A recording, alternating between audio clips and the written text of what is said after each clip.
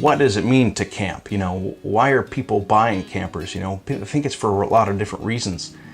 But for me, I think about when I was a child and we were camping constantly. We would go on amazing adventures, Idaho, Colorado, Arizona. We're all over the place, all over the United States, and going on amazing adventures. Looking back now of the memories that Dad and our family have created, being around each other and the sharing of the camaraderie. We all worked so many hours that when we did get time, we'd take a week or so and spend camping and traveling, yes. And the kids pretty much raised with that, yeah. Camping is really our family's heritage. We're always together, and it's about the memories that you make when you're out in the middle of nowhere, sitting around a campfire, laughing and cooking and telling stories and staying up into the late hours of the night or early hours of the morning and all those things. And really it was from those wonderful family adventures that the Oliver Travel Trailer was born. Several years ago, in one of our businesses there, we go out on the jobs to install some of our products, and in the mobile home industry there, and the representatives would have to get a hotel room and then try and find the site at 7 in the morning or whatever to meet the crews there, and it got to be quite a hassle. And my brother had bought a little camp trailer, and he would park out on the sites. When the crews got in to set the materials, he'd already be there drinking his coffee in the morning. So after a while, we bought several of them, and they basically just fell apart. We would drive 60, 80,000 miles a year, and the other campers just weren't holding up. I mean, the covers would fall off the walls, Or the straw that broke the camel's back is that we were out camping, and there's about a foot of snow on the ground.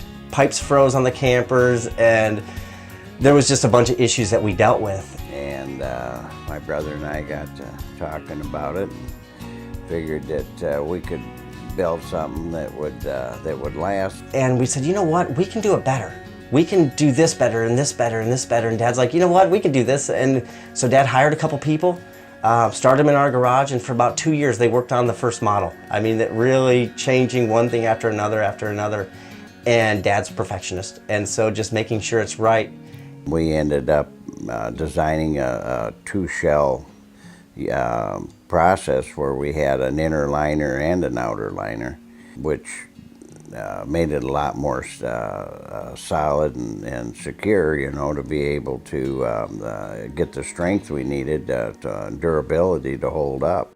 Yeah, I retired a few years ago, and kids pretty much took the businesses over, and they are doing really good.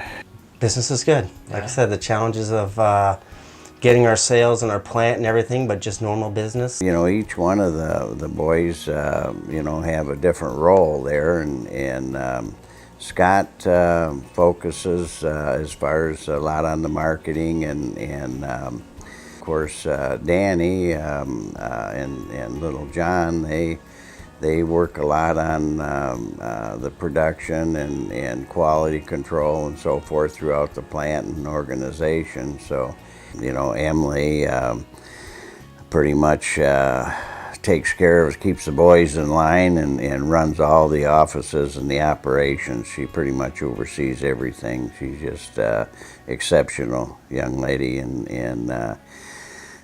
really proud to have her a part of it. A lot of the employees have been with us a long time, and some of them's worked for us for 30 years. They really take a lot of pride, in what they do, and they're all part of it.